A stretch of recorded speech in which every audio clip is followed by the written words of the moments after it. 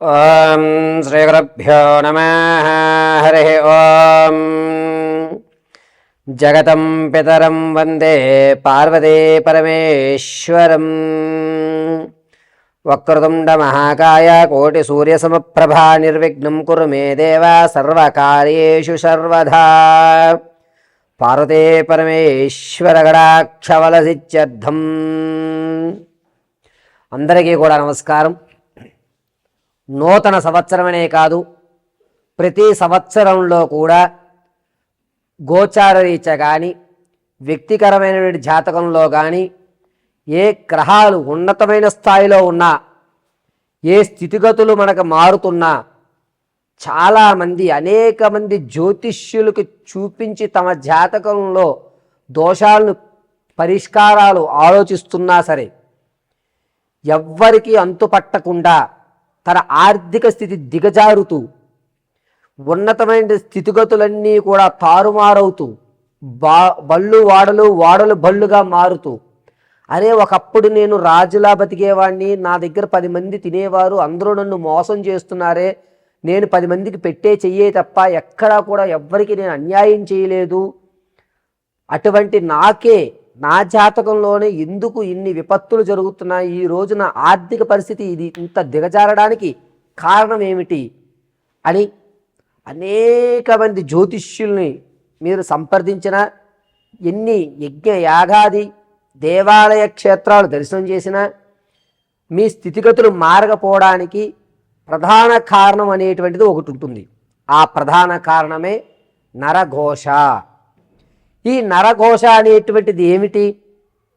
జాతకం ఎంత అభివృద్ధిలో ఉన్నా సరే మన స్థితిలో ఎందుకు తప్పుడడుగులు వేస్తున్నాము అనేది ప్రధాన కారణం ఏమిటంటే ఈ ఘోషా పరిమాణమే. మన శాస్త్రాల్లో కూడా నరఘోషకి నాపరాలున్నా సరే బద్దలైపోతాయి అనేటువంటి సామెత ఉంటుంది. అసలు ఈ నరఘోష అంటే ఏమిటి? ఈ నరఘోష నుంచి మనం ఏ విధంగా తప్పించుకోవాలి? నరఘోష పోవడానికి చాలామంది గుమ్మడికాయ కడుతుంటారు, నిమ్మకాయలు కడుతుంటారు, అదేవిధంగా పచ్చిమిరపకాయ నిమ్మకాయ ధారంగా చేసి కడుతుంటారు. అసలు ఏమి కడితే నరఘోష పోతుంది గురువుగారు? వాటి గురించి మనం పరిశీలన చేద్దాం. నేను చెప్తున్నది ఖచ్చితంగా చెప్తున్నాను, 100% ఏ ఇంట అయితే నరఘోష ఉంది అని మీరు బాధపడుతున్నారో, ఎవరైతే స్థితిగతులు మారడం లేదు అని బాధపడుతున్నారో, అయ్యా మేము ఆర్థికంగా దిగజారిపోతున్నాము, మాకు సరైన మార్గం కనిపించే విధంగా చూడండి గురువుగారని ఎవరైతే అనుకుంటున్నారో వారికి నేను చెప్పే రెమెడీస్ ఖచ్చితంగా పనిచేస్తాయి. అద్భుతమైన ఫలితాలు మీకు ఇవ్వడం జరుగుతుంది. వాస్తవానికి నరఘోష అనేటువంటిది ఏ విధంగా ప్రారంభమవుతుంది అంటే, కొంతమంది వ్యక్తులు మనతో పాటు ఉంటూ అమ్మవారి అనుగ్రహం కలిగి అతని జాతకం ప్రభావం వల్ల ఒక ప్రమోషన్ రావడం, లేదా సెకండ్ ఇన్కమ్ జనరేట్ అవ్వడం, లేదా భార్యాభర్తలు కానీ బంధువర్గాల్లో కానీ ఎవరు నేను సపోర్ట్ ఉంటాను బిజినెస్ పెట్టు అని చెప్పి అతను బిజినెస్లోకి రావడం జరుగుతుంది.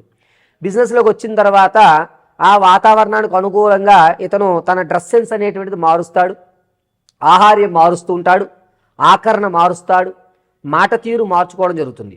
దీంతో మనతో పాటు తిరిగినవాడు నిన్నటి వరకు మనలా ఉండి ఇప్పుడు అతను ఉన్నతంగా మారిపోతున్నాడే అని ఈర్ష అనేటువంటిది ముందు ప్రబలుతుంది. ఎందుకంటే మనం ఒక బిజినెస్ కానీ ఒక వ్యాపారం కానీ లేదంటే కనుక ఒక ఉద్యోగం కానీ ఏర్పడిన తర్వాత కొంత టైం ఆ పీరియడ్కి ఇవ్వాల్సి వస్తుంది. అంతేగాని ఇంతకుముందు తిరిగినటువంటి స్నేహితులతో తిరగడానికి ఉండదు. వీడు మనల్ని పట్టించుకోవడం మానేశాడు అని ఆ వాడి మీద వీడు గొప్పడైపోతాడు అనుకుంటున్నారా, వీడు నాకన్నా గొప్పడైపోదాం అనుకుంటున్నాడా అనేటువంటి ఈర్ష ప్రారంభమయ్యి పదే ఆడు బాగోకూడదు, ఆడు కూడా మనతోటే తిరగాలి, ఆడు ఎప్పుడు మనతోటే ఉండాలి, ఏంటాడు ఈరోజు బిజినెస్ పెడితే కుమ్ములు వచ్చేసాయా అనేటువంటి దాంతో ప్రారంభమైనదే నరఘోష. ఒక వ్యక్తిని నాశనాన్ని 10-15 సార్లు రోజుకి తలుచుకుంటూ ఉండడం వల్ల జరిగేటువంటి ప్రకరణ ఇది నరఘోషకి బీజం. సరే గురుగారు, మరి అలా అనుకుంటే మనం కూడా ఎదగాలి కదా, ఆ ఘోష నుంచి ఏ విధంగా తప్పించుకోవాలి అని అంటే, మొట్టమొదటగా మనం అభివృద్ధి చెందాలి అనుకుంటున్నప్పుడు దైవానుగ్రహానికి సంబంధించినటువంటి మంత్ర జపాన్ని కానీ, లేదా మీరు స్థితి మార్చుకోవాలనుకున్నప్పుడు ఇంట్లో ఆవు పిడకతో దాసిన చెక్క ఇలాచి, మిరియాలు బాగా దంచి, పచ్చకర్పూరము, తులసి పువ్వు వీటితో పొగ వేయాలి. ఈ పొగ వేయడం వల్ల మీ మీద ఈర్ష అనేటువంటిది ఎదుటి వ్యక్తికి రాదు. మీతో పోలే బాగుపడదా అనుకుంటున్నాడు, వాడు బాగుపడ్డాడు అనుకో, నన్ను కూడా పార్ట్నర్ చేసుకుంటాడు, నాకు ఒక అవకాశం కల్పిస్తాడు, ఈ విధంగా మారే అవకాశం మన ఇంటి వాతావరణం మనకి కలగజేస్తుంది. ఇది మొట్టమొదటిగా జరిగేది. 2, ఎప్పుడైతే ఈర్ష అనేటువంటిది లేదో అప్పుడు మన గురించి మిగిలిన వాళ్ళందరూ కూడా పాజిటివ్గా ఆలోచించడం మొదలు పెడతారు. ఇక ఘోష వచ్చింది, గురుగారు మేము ఇంతకుముందు బాగా సంపాదించామండి, ఈ మధ్య వాళ్ళు వీళ్ళు అబ్బో మీ ఇల్లేంటి మీదేంటి ఇలా జరుగుతోంది అని చెప్పి ఏడుపు ఎక్కువైపోయిందండి అంటారు. అప్పుడు ఏం చేయాలి అంటే గుమ్మడికాయ కట్టకూడదు. గుమ్మడికాయ కట్టిన తర్వాత 6 నెలల్లోనూ 3 నెలల్లోనూ కులిపోతూ ఉంటాయి. అప్పుడు ఘోష మనకి నరఘోష ఎక్కువైంది అనేది మనం ఐడెంటిఫై చేయాలి. అదొక చిన్న సాంకేతం. మన ఇంట్లో నెగిటివ్ ఎనర్జీ ప్రారంభమైంది అనేది ఎలా తెలుసుకుంటాం? గుమ్మడికాయ అనేటువంటిది కుళ్ళిపోయినా, వాటర్ కిందకు జారిపోయినా దానితో ఇది ఇంట్లో ఏదో జరుగుతోంది అని శ్రీకారం. దానికి రెమెడీ ఏమిటి అంటే పట్టిక తెచ్చుకోండి.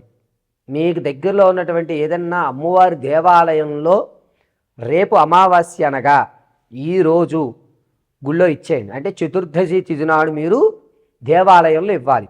ఎప్పుడు సాయంత్రం 4:30 తర్వాత దేవాలయంలో గుమ్మడికాయ ఇచ్చేసి దాన్ని నీట్గా పసుపు రాసి బొట్టు పెట్టి పట్టిక గుమ్మడికాయ 2 కూడా అమ్మవారి సన్నిధిలోకి పంపించేయాలి.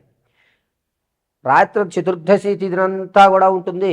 ఆ అమావాస్య రోజు చక్కగా స్నానం చేసి దేవాలయానికి వెళ్ళి అమ్మవారి దగ్గర ఉన్నటువంటి కుంకుమ, ఈ పట్టిక, ఆ గుమ్మడికాయ 3 కూడా ఉదయం 9:30 నుంచి 11 లోపు తెచ్చుకోవాలి. తెచ్చుకుని గుమ్మడికాయని కట్టద్దు. గుమ్మడికాయని గుమ్మం బయటగా ఒక పక్కగా పెట్టుకోండి. ఈ పట్టిక మాత్రం కనబడే విధంగా కట్టి అందరి పసుపు కుంకుమతోటి, అమ్మవారి దగ్గర నుంచి తెచ్చిన కుంకుమతోటి కూడా చక్కగా రంగరించి, నెయ్యి వేసి రంగరించి ఓంకారం రాసి పైన పెట్టుకోండి. జీడి గింజ, అదేవిధంగా తామర పూస, తదుపరి మిరియాలు, గురువింద గింజ, ఎర్రటి గురువింద గింజలు, ఈ 4 వస్తువులు చిన్న మూట కింద కట్టి ఈ పట్టికకి కట్టినటువంటి దారానికి మనం కట్టుకున్నట్లయితే 190% నరఘోష ఉండదు. ఇది ఖచ్చితం. మరి బయట పెట్టిన గుమ్మడికాయ ఏం చేయాలి గురుగారు? ఈరోజు ఉంచుకుని తరువాతి రోజు ఆ గుమ్మడికాయ మీద పచ్చకర్పూరం పెట్టి ఇల్లంతా తిరిగి ఆ గుమ్మడికాయని కొట్టేయాల్సిందే. ఇలా చేయడం వల్ల నరఘోష అనేటువంటిది ఖచ్చితంగా పోతుంది. జాతక పర్యంతం అంతా కూడా క్షేమదాయకంగా ఉన్న తర్వాత కూడా మేషం నుంచి మొదలు పెట్టుకుని మీనరాశి వరకు అనేక ఇబ్బందులు పడ్డానికి ప్రధాన కారణంగా నరఘోషను కూడా మనం చెప్తూ ఉంటాం. అయితే ఏ రాశి వారు నరఘోష ప్రభావం నాకు ఉంది అని భావిస్తున్నారో ఆ రాశి వారు ఏ దేవాలయాన్ని దర్శనం చేసుకోవాలి, ఏ మంత్రాన్ని మనం పట్టించుకుంటే ఈ నరఘోష నుంచి బయటపడతాము అనే విషయం మనం పరిశీలన చేసుకుందాం. ధనుసు రాశి వారు, గురుగారు ఈ సంవత్సరమైనా మేము ఆర్థికంగా నిలబడ్డానికి కానీ, లేదా మా కోర్టు వ్యవస్థలు తీరి, అప్పుల బాధలు తీరి, మాకంటూ ఒక ఉన్నతమైన స్థాయి ఏర్పడేటువంటి మార్గాలు కానీ ఏమన్నా ఉన్నాయా అనేటువంటి అనేకమైనటువంటి ప్రశ్నలు కింద కామెంట్ బాక్స్లో వస్తున్నాయి. వారి కొరకు చిన్న రెమెడీలు చెప్పడం జరుగుతుంది. ఈ ధనుసు రాశి వారు ఈ సంవత్సరం అంతా కూడాను అమ్మవారి ఆరాధన చేయడం, అందులోనూ కాళీ ఆరాధన చేయడం కానీ, లేదా దుర్గాదేవి ఆరాధన కానీ కలిసి వస్తుంది.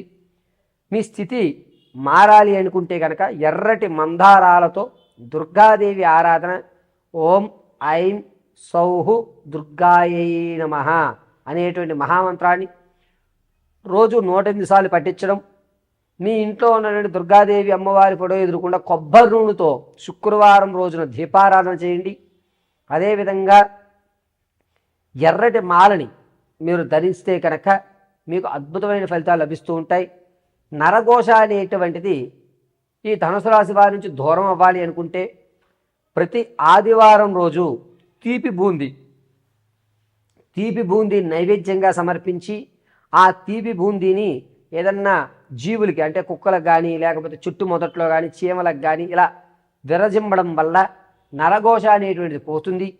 పైగా ఈ ధనుసు రాశిలో ఉన్నటువంటి వారికి వచ్చేటువంటి ఫిబ్రవరి 28వ తారీఖు నుంచి కూడా కలిసి వచ్చేటువంటి మార్గాలు ఏర్పడుతున్నాయి. ఈ అవకాశానికి దైవానుగ్రహం తోడైతే కనుక అద్భుతమైన ఫలితాలు మీరు చూడడం జరుగుతుంది. ఈ సంవత్సరం అంతా కూడా దుర్గాదేవి ఆరాధన మించినటువంటి ఆరాధన ధనుసు రాశి వారికి లేదు. కుదిరితే అనుకూలంగా మీరు విజయవాడ దుర్గాదేవి దర్శనం చేసుకోవడం, అందులో శుక్రవారం కనుక ధనుసు రాశి వారు దుర్గాదేవి దర్శనం చేయగలిగితే అద్భుతమైన ఫలితాలు అమ్మవారు మీకు కలగజేస్తూ ఉంటుంది. అంతేకాకుండా మీ ఆర్థిక స్థితిని మారేటువంటి అవకాశం కూడా లభిస్తూ ఉంటుంది. ఈ దుర్గాదేవి ఆరాధన చేయడం వల్ల ధనుసు రాశి వారికి వచ్చేటువంటి మార్చి 18వ తారీఖు తర్వాత నుంచి మీ జీవితంలో కొత్త పరిచయాలు ఏర్పడి ఆనంద శుభ కార్యక్రమాల్లో విరివిగా పాల్గొని మీకంటూ ఒక స్థాయి అనేటువంటిది ఏర్పడుతూ ఉంటుంది. కాబట్టి ధనుసు రాశి వారు మీ జాతక పర్యంతంలో ఏ గ్రహస్థితి ఎలా ఉన్నా సరే ఖచ్చితంగా దుర్గాదేవి ఆరాధన మాత్రం చేయండి. పైగా మీ నరఘోష కానీ శరీరంలో కానీ లేదా ఇంట్లో కానీ మనశ్శాంతి లేకపోతే ఆ మనశ్శాంతి అనేటువంటిది కలుగుతూ ఉంటుంది. శుక్రవారం రోజు ధనుసు రాశి వారు సాయం సంధ్య వేళ మాత్రం అల్పాహారం భుజించండి. అమ్మవారి అనుగ్రహం కలుగుతుంది.